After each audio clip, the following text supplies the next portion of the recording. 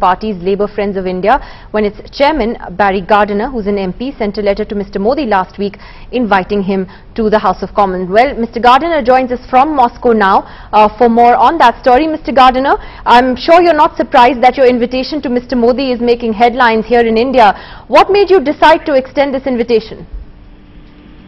Well, quite simply, Narendra Modi is one of the foremost chief ministers of India.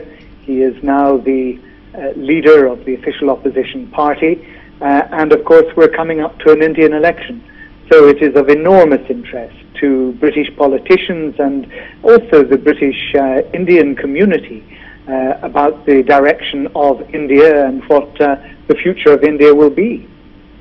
But you also know that he's an extremely controversial figure here in India and around the world. There has been so much controversy over him for years, even in the UK, where there was essentially a boycott of him in a sense until late last year. He's still not given a visa to go to the United States. He is a very controversial figure. You realize this would create controversy. There has never been a boycott on any Indian politician of any party, and that should be quite clear to all of you. No, but the fact is that the British government wasn't engaging with Mr. Modi after the 2002 riots, and that changed late last year when the British High Commissioner went to see him, when the EU reached out to him. Obviously things are changing. He is a very controversial politician. How would you react to those who will oppose this?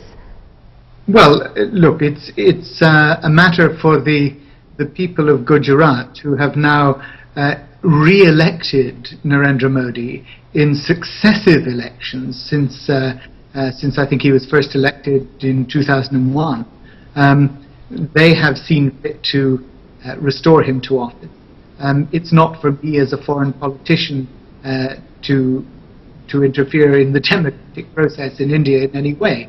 All I know is that he has been extraordinarily in Gujarat.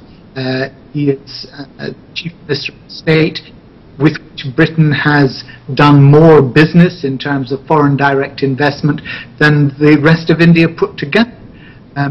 He has transformed the fortunes of Gujarat, and clearly he is one of the dominant figures on the Indian political stage. For that reason, Mr. Gardiner, there are others who will argue, particularly those looking at human rights issues, that the blot of 2002 still hasn't left him. The court cases aren't over yet. He still continues to be very controversial here. Is it only business interests that are going to guide the UK and the EU when it comes to dealing with Mr. Modi? How would you respond to those who will look at his human rights record and bring that up?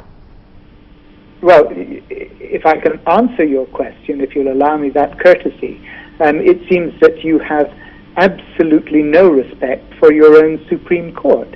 The Supreme Court of India has looked at those allegations, I believe on a number of occasions, and has always absolved Narendra Modi completely from those allegations. So for you to be bringing them up on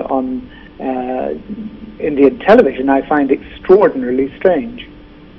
Well, that's because we are a democracy and we are expected to bring up those issues, Mr. Gardiner, and let me just tell you that the cases legally are not closed yet. Yes, you're right. Well, nothing has been said in a court of law against Mr. Modi. You're right about that.